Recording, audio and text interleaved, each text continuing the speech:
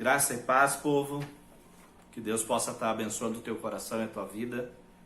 E hoje eu quero trazer uma palavra, já que estamos até semana que vem aí resguardados. Essa palavra eu queria estar trazendo no domingo que vem aqui no culto, Mas não estaremos, mas eu sinto no coração mesmo da gente estar explicando algumas coisas a respeito de ofertas, dízimos, como que nós vamos trabalhar com isso, como que a igreja entende, o que a Bíblia fala sobre tudo isso.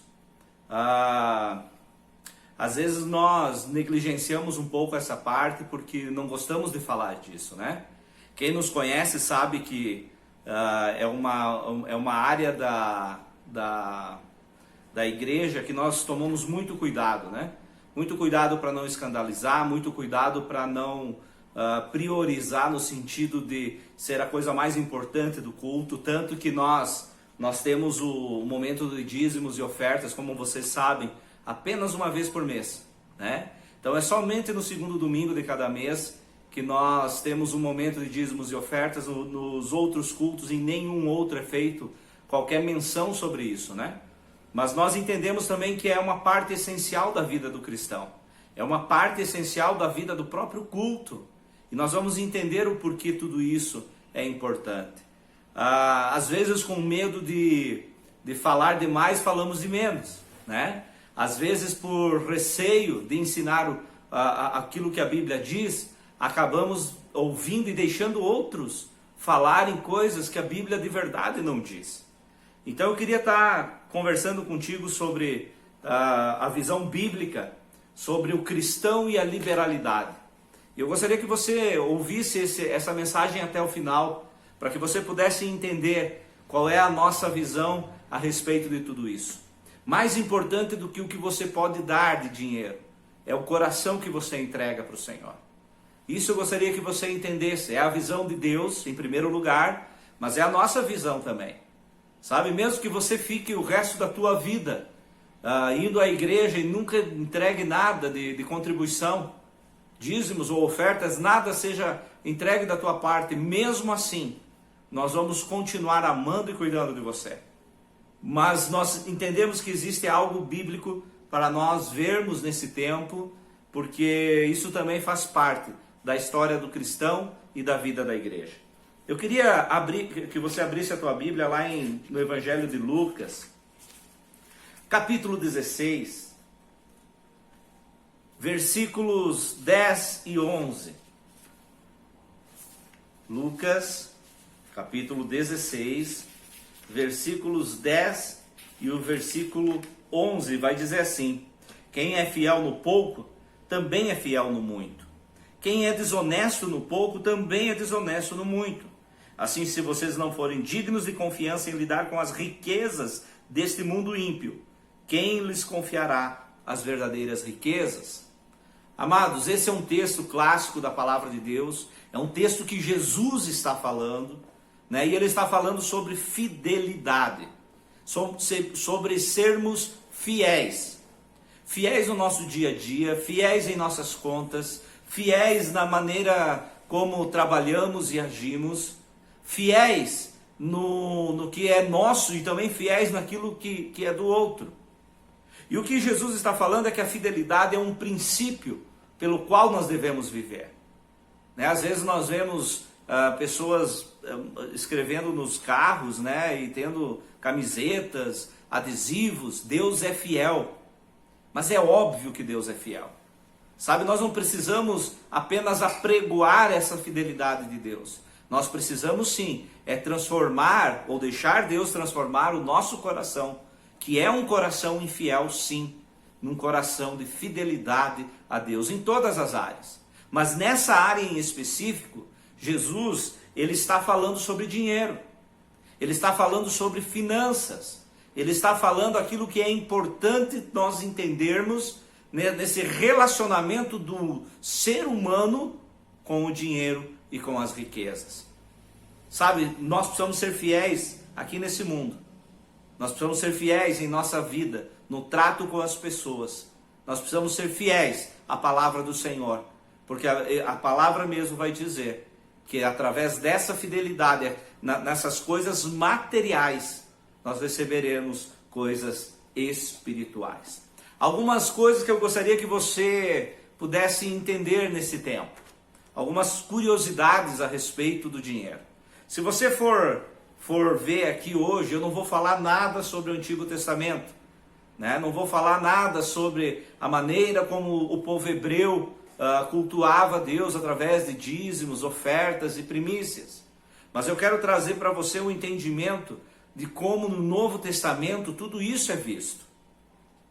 Você sabia que o assunto dinheiro é o segundo assunto mais falado por Jesus na Bíblia? Eu confesso para vocês que para mim foi uma surpresa isso, né? Mas o assunto dinheiro é o segundo assunto mais falado por Jesus na Bíblia. Seja como exemplo bom, seja como exemplo mau. Seja a maneira como nós agimos no nosso dia a dia, ou que alguém agiu, seja uma ordem específica ou um princípio a ser vivido. O dinheiro é o segundo assunto mais falado da Bíblia por Jesus, na Bíblia por Jesus. O primeiro assunto, veja só, ele é mais falado do que a própria salvação. Salvação por Jesus é falado menos do que dinheiro. E ele só perde no seu ranking para o assunto reino de Deus. Depois nós vamos ver e entender o porquê que existe esse ranqueamento. Por que Jesus falou de reino muito mais? Mas em segundo lugar, por que ele falou de dinheiro? Por que ele falou sobre como nós agimos em relação ao dinheiro?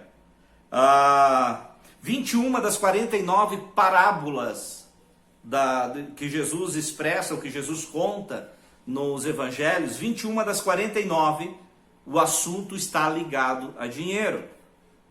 Quase a metade, né? Nós podemos dizer 40 e poucos % dessas parábolas.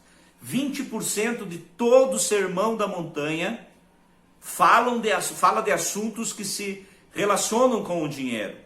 Mateus 5, 6 e 7, você pode ver lá, né? A maneira como Jesus fala sobre isso. Jesus falou cerca de 80 vezes sobre dinheiro. Então, se Jesus falou tanto sobre isso, por que nós falamos tão pouco? Nós vivemos uma época onde igrejas evangélicas têm por costume, numa grande parte, fazer desse o principal assunto. E o grande problema não é falar sobre dinheiro, mas é como nós agimos com o dinheiro. Eu quero deixar você tranquilo, que nós entendemos que o dinheiro ele faz parte da nossa vida, mas a nossa vida é muito mais do que o próprio dinheiro. Jesus somente falou mais sobre o reino de Deus. Mas por que isso? Jesus veio para estabelecer o reino de Deus na terra. Nós às vezes minimizamos muitas vezes o papel de Jesus aqui na terra, ou a missão que Jesus veio executar aqui na terra. Nós pensamos que Jesus veio somente para morrer, como se isso fosse pouco, né? Mas somente para morrer por nossos pecados. Nós não entendemos que a missão que Jesus veio cumprir nessa terra era muito maior do que essa. Primeiro, era cumprir toda a lei. Ele mesmo vai dizer que ele é a resposta para a lei. Ele cumpre toda a lei de forma perfeita. O único ser humano que consegue fazer isso. Ele veio também preparar um povo, preparar os seus discípulos para que pudessem continuar a sua obra. Ele veio trazer justiça, paz. Ele veio implantar um reino aqui nessa terra. Nós precisamos entender o seguinte: antes de Jesus chegar aqui, o reino dessa terra só existia um reino nessa terra, que era o reino do inferno, o príncipe desse mundo, o Deus desse século. Quantas referências nós enxergamos na Bíblia a respeito disso? O mundo jaz no maligno. Sabe, nós precisamos entender que o mundo sem Cristo, sem Deus, é o mundo do diabo. É um mundo onde todos os princípios que Deus colocou para reger a vida do ser humano são deturpados, são menosprezados e são corrompidos. Encontrou aqui um reino governado pelo diabo e pelos seus demônios, por principados e potestades. Jesus precisava estabelecer nessa terra um reino que pudesse vencer o reino das trevas. E esse reino é o reino de Deus. Quantos e quantos textos nós vemos na Bíblia Jesus estabelecendo o reino de Deus? Como é que ele estabelecia isso? Trazendo justiça aos injustiçados, trazendo alegria àqueles que estavam tristes, trazendo esperança àqueles que estavam desesperados. E Jesus ele veio trazer um reino que se estabelece através da sua palavra. Ele é o Verbo encarnado. E a partir daí, essa palavra vai começar a transformar e libertar pessoas. Ele morre na cruz, ele ressuscita, e com isso ele vence o último dos inimigos, que é a morte. E a partir daí nós temos esperança nele. Mas o que é interessante nisso, nós vamos ver lá em Mateus capítulo 6, versículo 24, Jesus chamando uma dessas potestades, e potestades são forças do mal, que agem em um determinado assunto, em uma determinada matéria. Jesus vai chamar uma dessas forças do mal como Mamon, como sendo alguém que pode rivalizar com Deus no coração e na devoção das pessoas. Mamon, aqui, ele representa o próprio dinheiro, as próprias riquezas, o próprio bem-estar do ser humano, buscado por ele mesmo. Então Jesus ele vai falar que é impossível para o homem servir a dois senhores. Ou ele serve a Deus, ou serve a Mamon. A impressão que nos dá e que nos traz aqui é que quando Jesus ele veio estabelecer o seu reino, ele precisava, primeiro, amarrar o valente que estava de pé no outro reino. Ele vai falar sobre isso. E ele amarra esse valente. Qual era esse valente? Amados, Mamon é uma potestade, é a maneira como o diabo faz com que o ser humano esteja preso a ele. O amor ao dinheiro, o amor às riquezas. É engraçado porque nós sempre, ou quase sempre, ligamos o amor ao dinheiro aos que são ricos, aos que têm dinheiro, né? Os que têm muitas condições. Mas, amados, podem existir pessoas ricas que amam a Deus e pessoas pobres que amam ao dinheiro. Não é a quantidade do dinheiro, mas é o lugar que ele ocupa em nosso coração, na nossa mente e na nossa vida. Então, uma das razões que Jesus usa tantas vezes esse assunto, dinheiro, tantos embates que ele teve por causa dessa situação do dinheiro, tantos ensinamentos que margeiam essa questão do dinheiro, era porque ele entendia que se ele não colocasse como deposto esse rei do coração do ser humano, chamado Mamon, chamado riqueza, chamado dinheiro, Deus não conseguiria colocar-se em primeiro lugar na vida, na minha vida e na tua vida.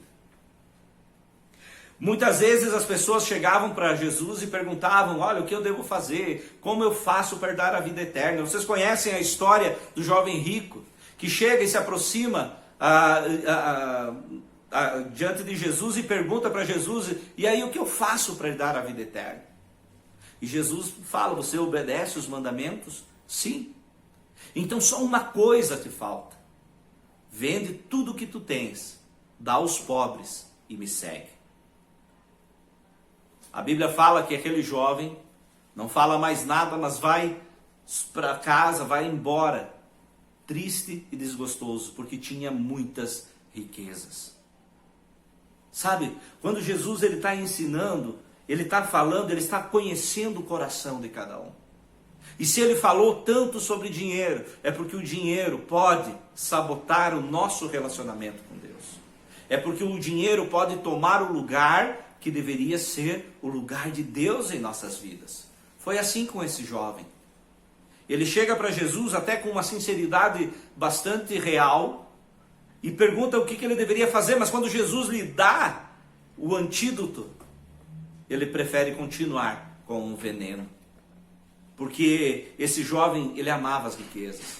O problema dele não era a riqueza, mas era o amor ao dinheiro. Sabe? Não é problema nós termos dinheiro. Não é problema nós crescermos e prosperarmos. Não é problema nós vivermos bem, nós sermos bem pagos pelo que nós fazemos.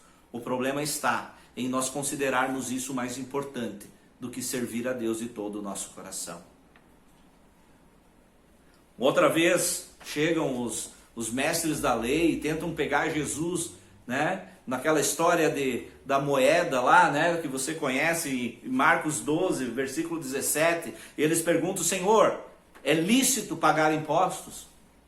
E Jesus vai dizer: por que vocês estão tentando me pegar numa situação dessas, né? Estou parafraseando aqui. E então ele pede uma moeda, e eles lhe dão a moeda, e ele pergunta de quem é. De quem é essa imagem? E aí aqueles homens vão dizer que é de César, e Jesus vai falar: dai a César o que é de César, e a Deus o que é de Deus. Nesse momento, Jesus ele estabelece um rompimento de dois reinos também. Ele diz: olha, existe algo que é do reino desse mundo, existem coisas que são desse mundo, existem coisas que são desse sistema, mas existem coisas que são do reino de Deus. Nós precisamos cumprir as nossas obrigações nesse mundo, mas acima de tudo, nós precisamos entregar aquilo que é de Deus. E o que é de Deus? Toda a nossa vida, todo o nosso coração, tudo que temos, tudo que somos, o nosso passado, o nosso presente e o nosso futuro. Sabe, quando nós não entendemos isso, nós vamos estar lutando para adquirir coisas.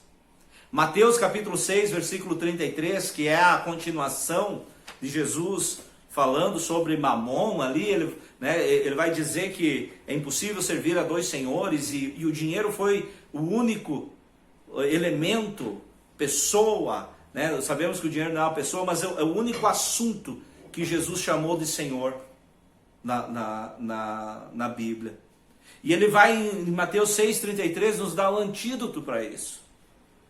Para que eu e você não tenhamos o nosso coração no dinheiro, nas riquezas, nos bens, no egoísmo, na vida que só pensa em si mesmo.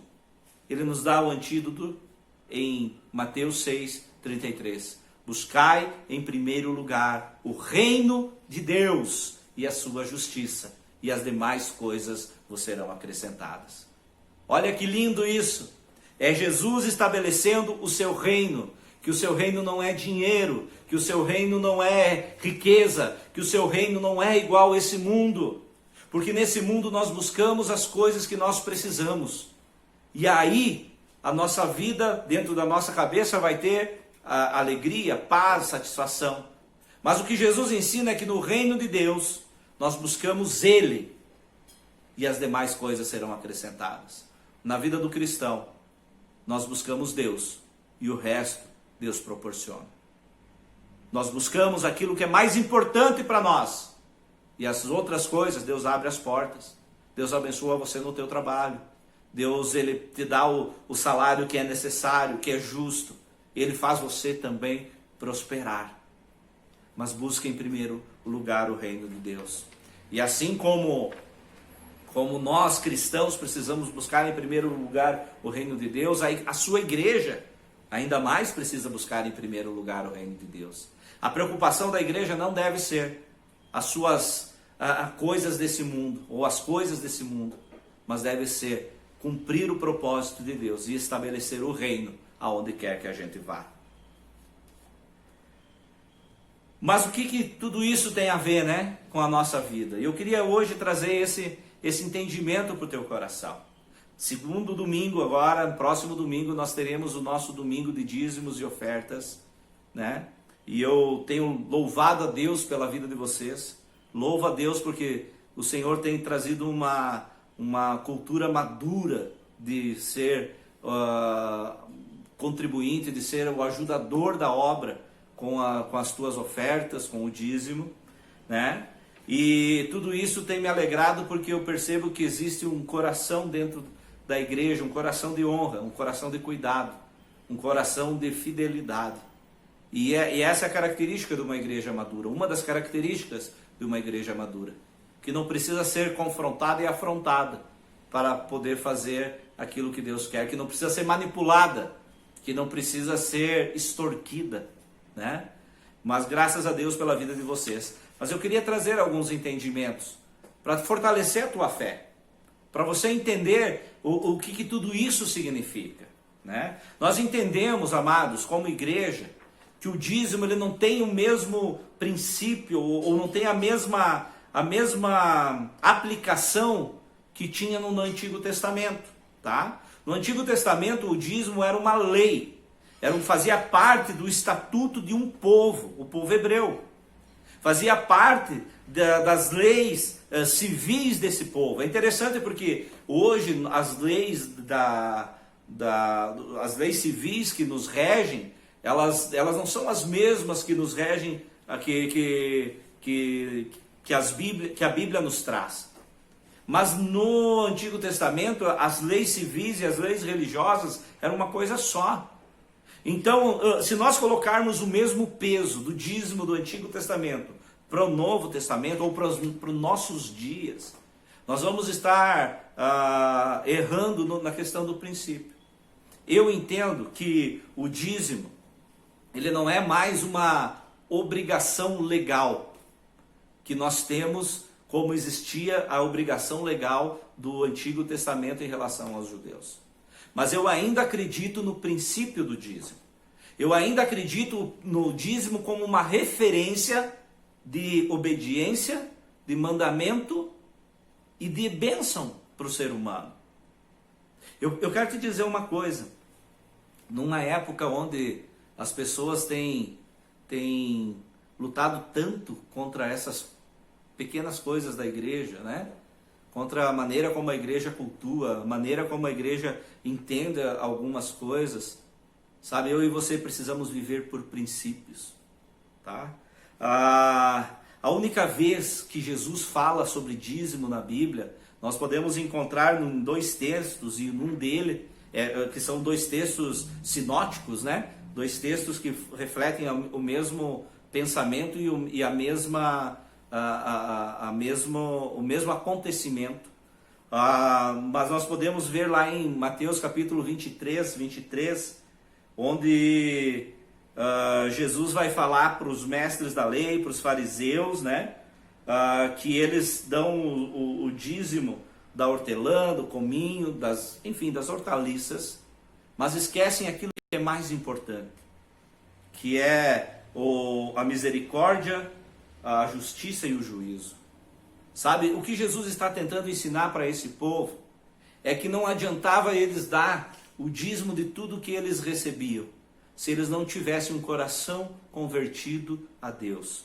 A única vez que Jesus em pessoa vai se referir a dízimo é nesse momento. E ele vai ainda dizer no final, não deixe de fazer essas coisas, mas faça também essas outras que eu ensinei. Ou seja, continue dizimando, porque ele estava falando ali com os fariseus, né? Mas façam mais do que isso. Cumpram o propósito. Deixem que o reino entre no coração de vocês. Sabe, amados, hoje existe uma luta tão grande que a gente percebe na internet, em alguns sites, alguns pregando contra o dízimo, como se o dízimo, uma vez dado, fosse um pecado. Como eu falei, eu entendo que o dízimo não é mais lei. Não é mais uma obrigação que parte a partir, óbvio, né? Que vai a partir de uma aliança, como era no Antigo Testamento. Mas o dízimo pode continuar sendo a minha referência de contribuição, a minha referência de obediência, a minha referência de gratidão. Porque essa única vez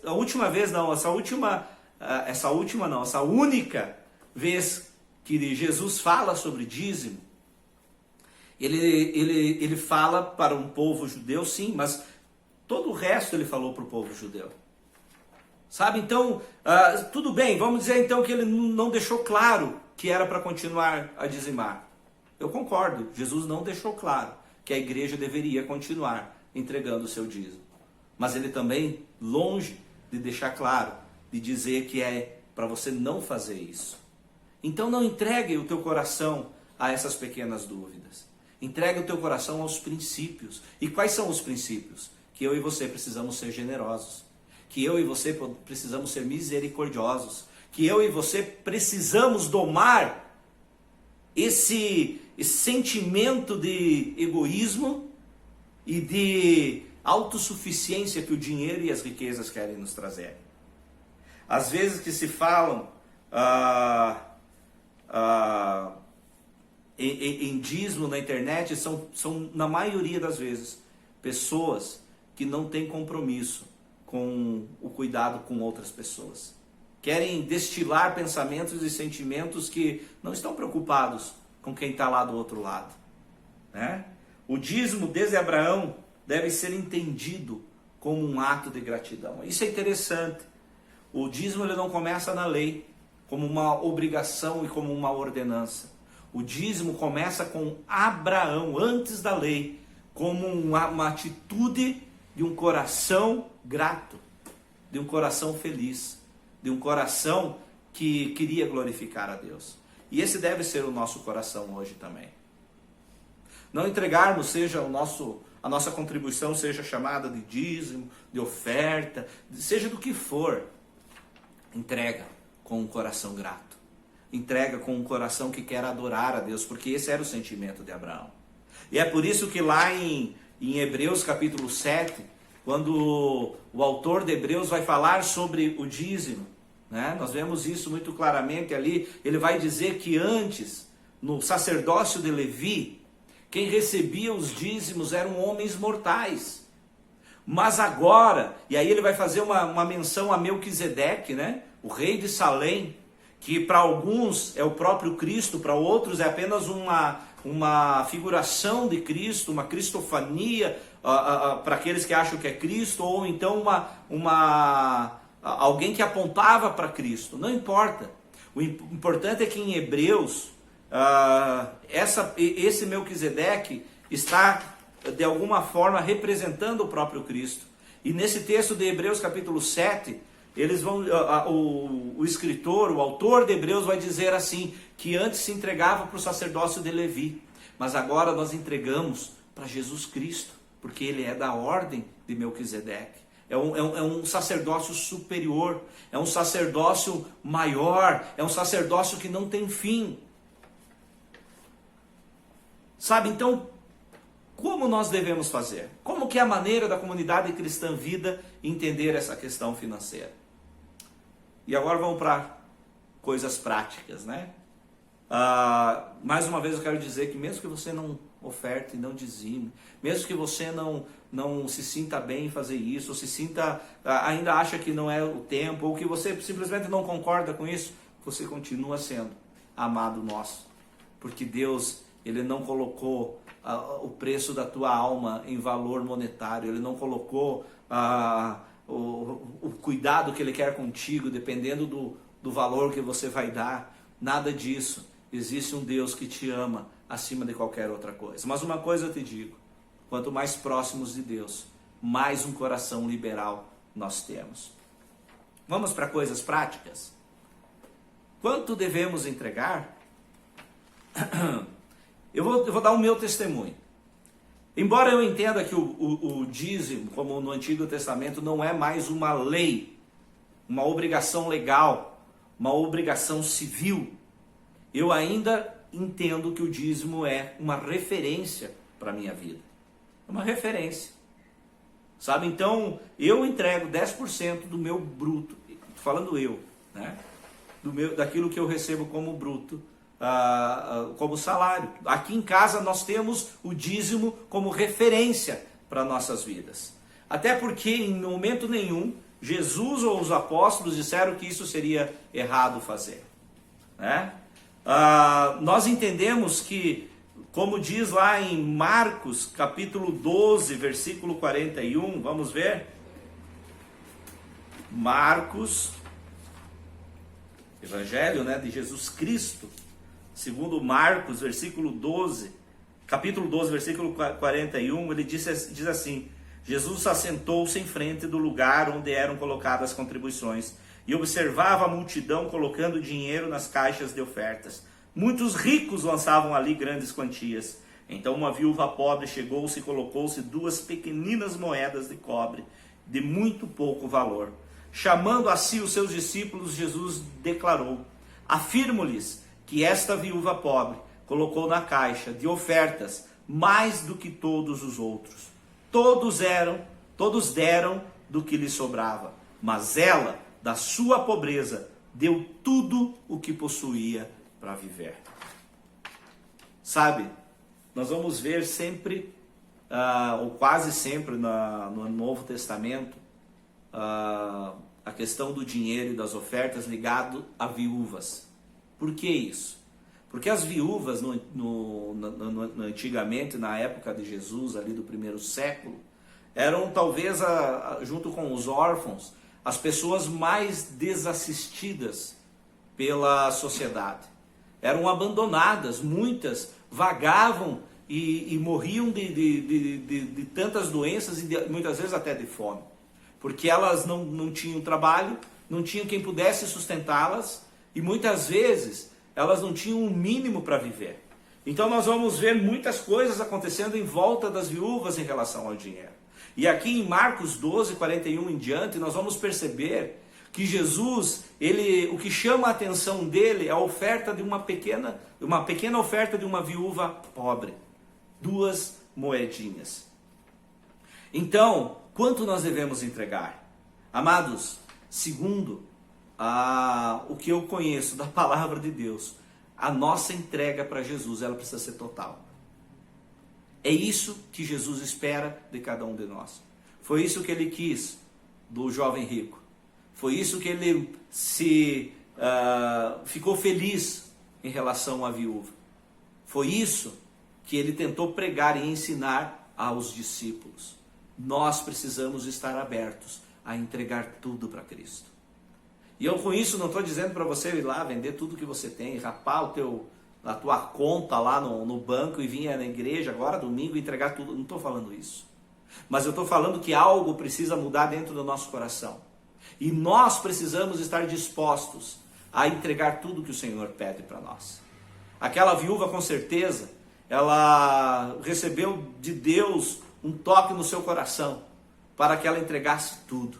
E eu posso te dar certeza absoluta que dentro dessa atitude ela foi recompensada. Sabe, então, o que nós devemos entregar? Primeiro, tudo. Tudo. Eu não tenho nada que não seja de Deus. Eu não tenho nada do que eu não posso abrir mão, porque o cristão verdadeiro deveria ser aquele que não tem nada daquilo que ele não pode entregar. Se você tem alguma coisa na tua vida, ou se eu tenho alguma coisa na minha vida que eu não consigo abrir mão, é porque isso está tomando o lugar de Deus em nossas vidas. Mas de forma prática, nós devemos entregar aquilo que faz diferença para nós. Foi isso que a viúva fez. Sabe, às vezes a gente fica pensando, não vou entregar isso, vou fazer aquilo, vou dar essa oferta. Amados, tudo que nós fazemos precisa realmente fazer diferença para nós. Quando você entrega aquilo que sobra para você, para Deus, pouco vale. Veja só, Jesus ainda disse, olha, os outros entregaram grandes quantias de dinheiro, mas eles entregavam do que sobrava. Caim ofertou daquilo que sobrava. Sabe, nós precisamos entender, amados, que a nossa oferta, que a nossa contribuição, ela precisa fazer diferença para nós. Se nós não entregamos algo que valha para nós, pode ter certeza que isso também não valerá para Deus. Lembre-se, Deus deu sempre o melhor para nós. Que nós possamos também entregar o melhor para Ele, o melhor que nós podemos, né? Lembrando que, por que Deus ele requer disso de nossas vidas? O dízimo, a oferta, o perdão, o amor. Porque é fazendo essas coisas que o nosso coração também é transformado. Tu somente vai conseguir tirar o mamon, o dinheiro, ou esse reino da tua vida, se você conseguir ter um coração liberal. Então tem que ser algo que realmente faça diferença para nós. Segundo, de acordo com a nossa renda. 1 Coríntios, capítulo 16, lá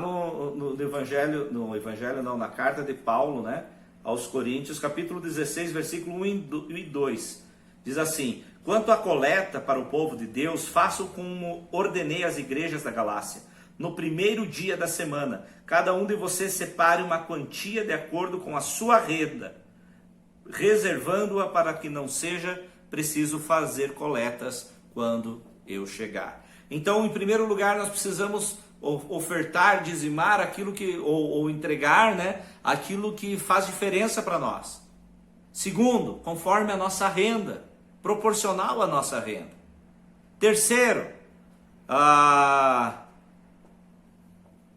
deve ser periódico. Ele diz aqui, o Paulo mesmo nesse mesmo texto vai dizer que que deve ser feito toda a semana. É entendido porque na época os trabalhadores daquela época recebiam toda a semana. Então, queridos, por que eu digo que para mim continua sendo o dízimo uma referência? Não uma obrigação como no Antigo Testamento, mas uma referência. Porque se eu preciso entregar algo que faça diferença, né, para a minha vida, se precisa ser de acordo com a minha renda e precisa ser periódico, o dízimo, na minha opinião, é o que melhor se encaixa dentro disso tudo. Por que não entregar? Né? Eu acho que essa é uma boa referência para as nossas vidas. Nós precisamos também entregar de forma generosa. 2 Coríntios, capítulo 9, versículo 5. Paulo está falando aqui de uma oferta que foi levantada para alguns irmãos, né? 9, versículos 6 em diante. Aliás, 5. Assim achei necessário recomendar que os irmãos os visitem antes que concluam os preparativos para a contribuição que vocês prometeram. Então ela estará pronta como oferta generosa e não como dado com avareza. Seja generoso. Sabe, às vezes a gente gasta tanto dinheiro naquilo que não vai trazer lucro nenhum para as nossas vidas. Gastamos em coisas que são supérfluas, coisas que são muitas vezes até que nos levam para longe do que Deus tem para nós. Seja generoso na casa do Senhor, né? Então, onde nós devemos fazer isso? Então, se nós já entendemos quanto, ou seja, precisa fazer diferença para nós, precisa ser generoso, precisa ser conforme a nossa renda e precisa ser periódico. Onde nós devemos entregar? Sabe, às vezes as pessoas têm falado para mim: olha, pastor, eu vou entregar em outro lugar. Eu tenho alguém que está precisando e eu quero ajudar. Queridos, nós precisamos entender. Essa palavra é para aquele que é membro da comunidade cristã Vida de Concórdia. Se você entende que esse é o lugar que Deus escolheu para você servir ao Senhor, se esse é o lugar que Deus colocou para nós juntos cumprirmos o propósito e estabelecermos o reino, eu e você temos uma obrigação com a comunidade em que nós estamos. Sabe, nós temos uma obrigação de cuidar das necessidades dessa comunidade. Nós temos uma obrigação de zelar pelas coisas dessa comunidade. Lá em Atos capítulo 4, versículo 36 e 37, vai nos mostrar que os primeiros cristãos entregavam, né? Não estamos falando nem de povo hebreu, não estamos falando de templo, não estamos falando de nada disso. Nós estamos falando dos cristãos. Entregavam as ofertas aos pés dos apóstolos. Existia um lugar certo para entregar. Um lugar onde esse dinheiro iria sustentar as necessidades da própria comunidade e também de outros necessitados. 2 Coríntios, capítulo 16, versículo 1 e 2, que nós já lemos, diz assim, que o próprio apóstolo Paulo recolheria. Nós vemos que existia já desde o começo uma organização. Existia desde o começo uma sistematização na administração do dinheiro, das ofertas e das contribuições. Então o lugar certo para que eu e você venhamos entregar é a comunidade onde nós servimos. Sabe, às vezes nós queremos ter autonomia de fazer coisas boas com aquilo que nós deveríamos estar entregando. Em 2 Coríntios capítulo 9, 2 Coríntios, capítulo 9 também vai falar sobre isso, né? Sobre essa organização que existia. Para você entender, a igreja primitiva, ao contrário do que muitos pensam, ela tinha sim uma organização financeira e administrativa. Se nós não entendermos isso, nós pelo menos não temos o bom senso. Porque dentro da igreja primitiva existia o sustento daqueles que pregavam a palavra. E Paulo vai falar sobre isso, e Pedro vai falar sobre isso. Paulo vai falar nos Coríntios sobre isso. Paulo vai falar, Pedro vai falar nas cartas dele. Paulo vai falar nas cartas a Timóteo. O próprio Jesus vai dizer, falando daqueles que ministram a palavra, que digno é o trabalhador de ganhar o seu salário. Então, amados, já existia uma necessidade de sustento para os próprios apóstolos, para os próprios diáconos que foram estabelecidos ali em Atos capítulo 6, Estevão e Filipe entre eles. Esses homens haviam deixado de cumprir o seu papel na questão do trabalho secular e eles precisavam de sustento. Como se sustentavam? Através das contribuições. As viúvas e os órfãos que eram assistidos através dessas contribuições. Então já existia uma organização financeira, né? Uma organização administrativa naquela época. O próprio Jesus. A Bíblia vai falar que Jesus ele tinha um tesoureiro e tinha uma bolsa, né? Jesus investia na bolsa já. Né? A Bíblia fala que mulheres ricas ofertavam no ministério de Jesus. E ali vai falar Maria Madalena, Susana e outras mulheres que os evangelhos vão citar. E a Bíblia diz que Judas, o traidor, o Judas Iscariotes, era o seu tesoureiro. E a Bíblia diz que ele roubava da sua bolsa. Mas com isso nós podemos entender que Jesus também recebia ofertas para cumprir o ministério. Jesus também recebia doações para que a vontade de Deus se cumprisse e o reino fosse estabelecido. Sabe, queridos, se nós não entendermos isso, sabe, nós vamos ter uma visão romântica de que Jesus só multiplicava pão e pronto, né? Tá faltando pão, multiplica pão. Tá faltando vinho, multiplica vinho. Ou transforma água em vinho. Não, Jesus fazia isso como exceção.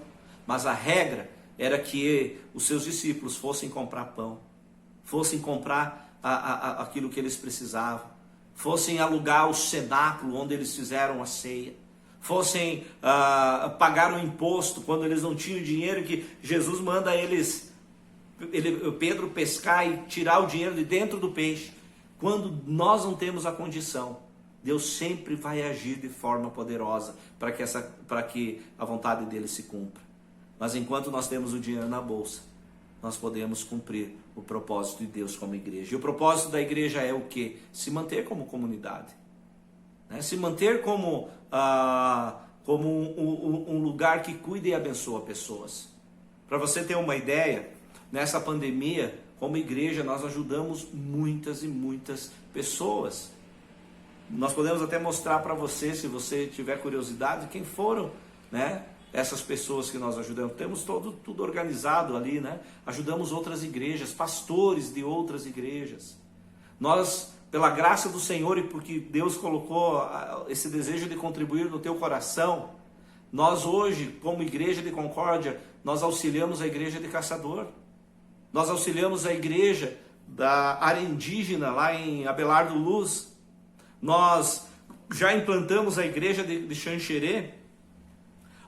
Antigamente, hoje a igreja de Xanxerê, graças a Deus, ela tem se mantido já, né? Mas a Igreja de Concórdia, ela tem sido propulsora do reino de Deus em outros lugares. A Igreja de Concórdia, ela tem as suas necessidades básicas, né? Aluguel, luz e água, salário do pastor, que é importante, todas essas coisas para que ela se mantenha. Então, quando você contribui para a igreja, você está mantendo um lugar que você usufrui, um lugar onde tem sido bênção para a tua vida, um lugar onde o Senhor tem se manifestado de forma misericordiosa e gloriosa em nossas vidas. Então nós vimos quanto nós devemos contribuir, onde nós devemos contribuir. Isso não está impedindo você de contribuir com pessoas que você conhece, não está impedindo você de ajudar pessoas que Deus colocar no teu coração, né? Deus, ele com certeza vai colocar pessoas onde Ele vai dizer, olha, invista nessa vida, invista nessa família, né? Mas nós precisamos ter o nosso cuidado com a igreja onde nós temos responsabilidade, que é a nossa comunidade local. Como devo entregar? Veja só, também nós não devemos apenas saber quanto, nem onde, mas como. E nós podemos dizer primeiro com entendimento. Se você não entender o que isso significa, isso tudo não vai fazer sentido para você. Se você fizer por medo, não vai fazer sentido para você. Se você fizer por pressão, em algum momento você vai desistir de fazer isso.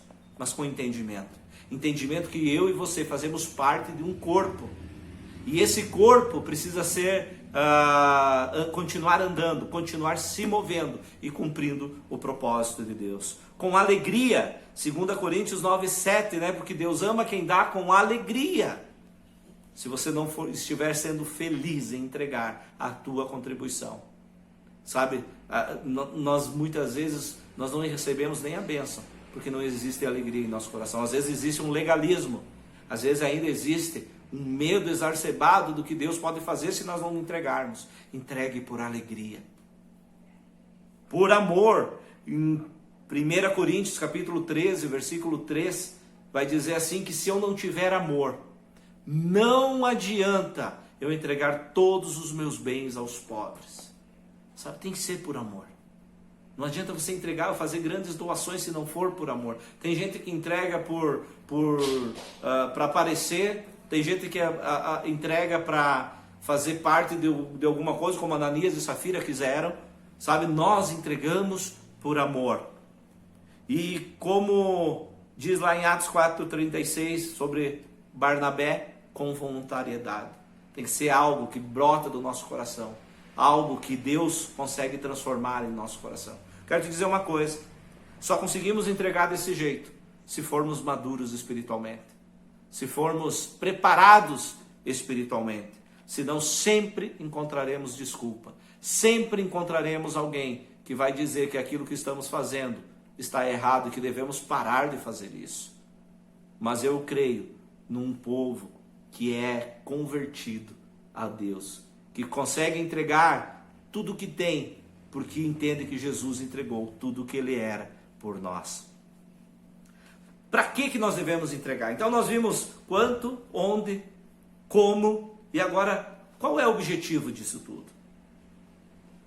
Lá em Atos capítulo 6 nós vamos ver que existia um cuidado com os pobres e viúvas. Os diáconos foram estabelecidos para cuidar deles.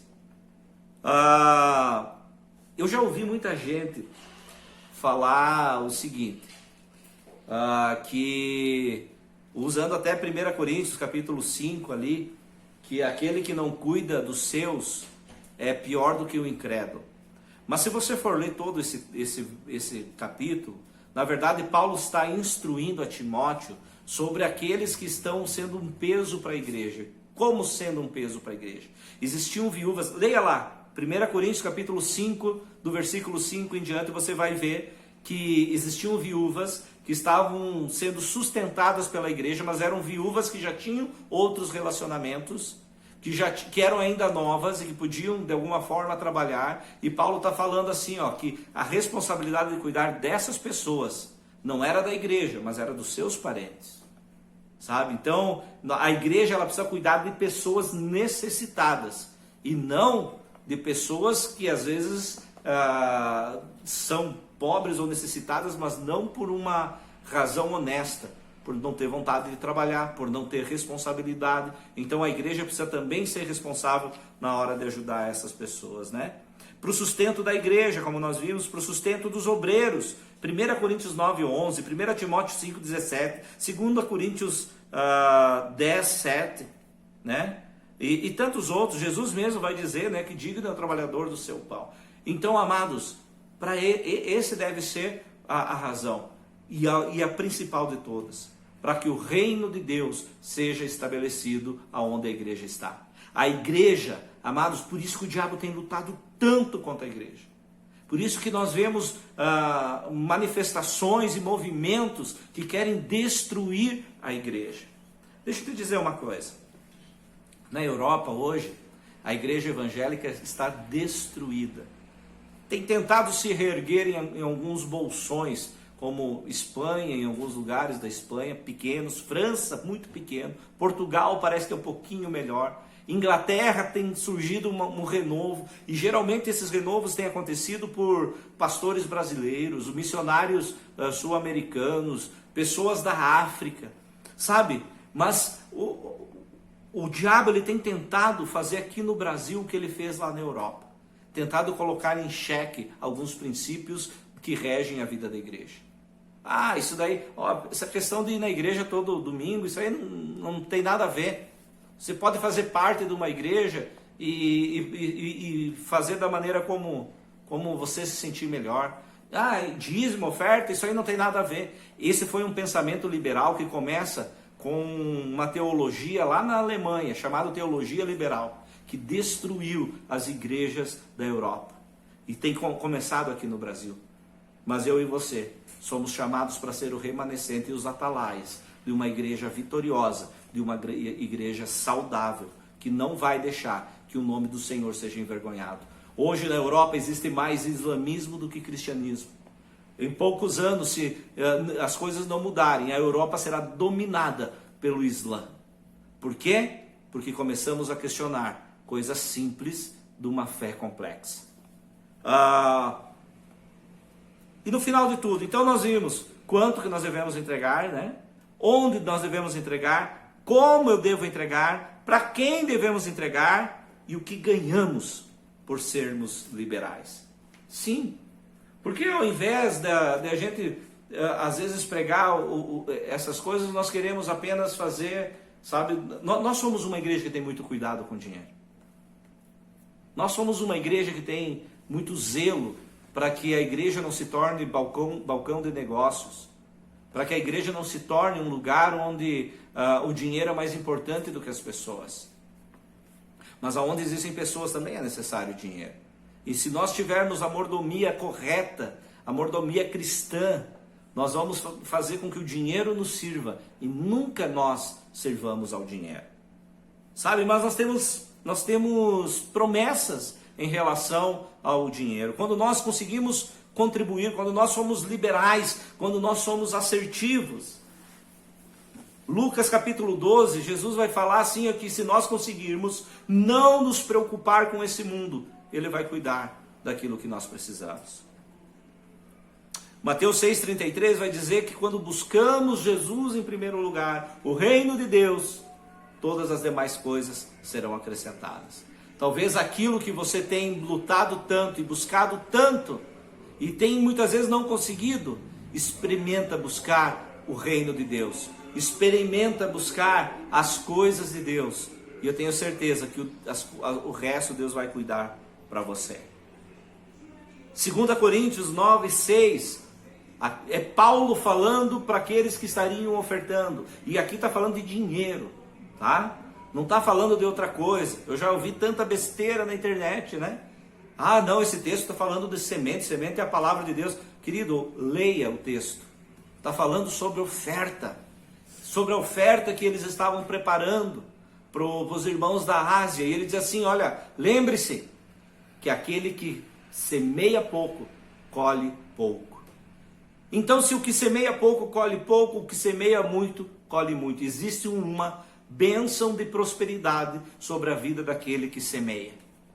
Eu quero semear para glorificar a Deus. Mas se isso me trouxer uma bênção de colheita, amém, eu também aceito. Para que eu possa ainda ser mais abençoado, para ainda ser mais bênção na vida de outros.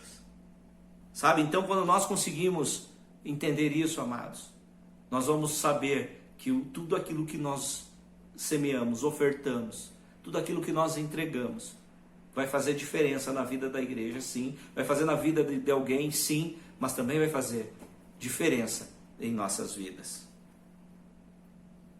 Vai falar que nós, o que nós ganhamos por ser liberais? Nós implantamos o reino de Deus. Eu quero fazer parte de um reino que não acaba com a minha morte. Eu quero fazer parte de algo eterno. Eu quero fazer parte do grande chamado que Deus tem para as nossas vidas. Eu quero fazer parte dessa grande comissão que Deus escolheu. E Ele também nos diz que nós alcançaremos um tesouro nos céus. Queridos, falar sobre dinheiro, para mim sempre foi um desafio. Vocês me conhecem. Não quero que isso seja o carro-chefe da nossa igreja. Não. Nós entendemos que, e vocês conhecem como que nós trabalhamos, mas também faz parte da nossa história. Sabe, nós podemos entregar aquilo que realmente o Senhor pede. Eu não tenho problema nenhum em ser um dizimista. E por mais que isso muitas vezes não seja bem visto por alguns, eu tenho certeza que eu não estou descumprindo nenhum papel. Nada pode me desabonar a respeito disso. Pelo contrário, quando eu vejo que deve ser algo que faça diferença para mim, deve ser de acordo com a minha renda, deve ser periódico, deve abençoar, né, aqueles que recebem, eu entendo que o dízimo, com certeza, faz parte de tudo isso. Eu desafio você a entender isso de forma espiritual. Você não é obrigado nem a entregar os 10%, nem a entregar R$1 que seja. Você não é obrigado você nunca será extorquido dentro da comunidade Cristã Vida. Mas eu quero desafiar você a ser um cristão liberal, que consegue dominar o dinheiro e não ser dominado por ele. Se você tem medo do futuro, é porque o dinheiro ainda faz parte da tua história. É muito importante para você.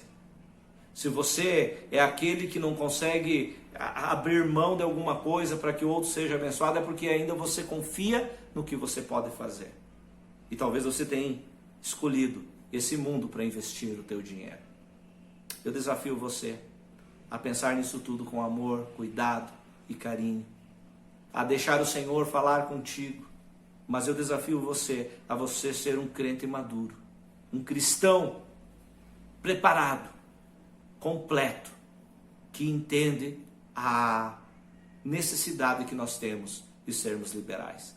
Quando nós entregamos e somos liberais na maneira de entregar as nossas ofertas, o dízimo que seja, nós conseguimos também colocar Deus em primeiro lugar através disso, quando é com entendimento. Mas você é bem-vindo sempre que você quiser, né? E você é bem-vindo para fazer parte da nossa vida e da nossa história, seja da maneira como for. Mas lembre-se, existem bênçãos para quem quer ser uma bênção no reino de Deus, também nessa área. Tá ok? Achei interessante que não fosse falado, e aproveitando que eu não estaria no domingo, que eu sempre dou uma palavra, né, sobre a questão do dízimo e da oferta, achei importante falar isso. Nós não entendemos o dízimo como sendo uma lei, mas faz parte de um princípio. O princípio de um coração liberal. Lembre-se, se você for entregar algo que não faz diferença para você, é melhor não entregar. Se você não entregar com alegria, é melhor não entregar. Se não entregar com amor, é melhor não entregar. Se você não entender que faz parte de um corpo, é melhor não entregar. Se você não conseguir entender que a igreja local que você participa é responsabilidade tua também, é melhor não entregar. Mas você sempre será bem-vindo e amado por Deus. Não é porque nós em algum momento não entendemos algo, né, da palavra de Deus, que Deus não vai nos amar. Pelo contrário, sabe, Ele quer chamar nós para mais perto dele. Ok? Fica com Deus. No próximo domingo da outra semana, a quarta-feira, já estaremos de volta. Graças a Deus estamos bem, né? E confiamos que eu e você fazemos parte desse mesmo corpo e que existe uma responsabilidade minha e tua a respeito do sustento da igreja. Se eu pudesse dar um conselho, te dou o conselho que eu sigo, sabe? Seja alguém que tenha o dízimo como referência, não como uma obrigação legal, mas como uma referência de alguém que entende o que deve fazer e como contribuir. E seja liberal, oferte, abençoe pessoas, porque nós entendemos que esse é o nosso chamado como igreja. Em nome de Jesus.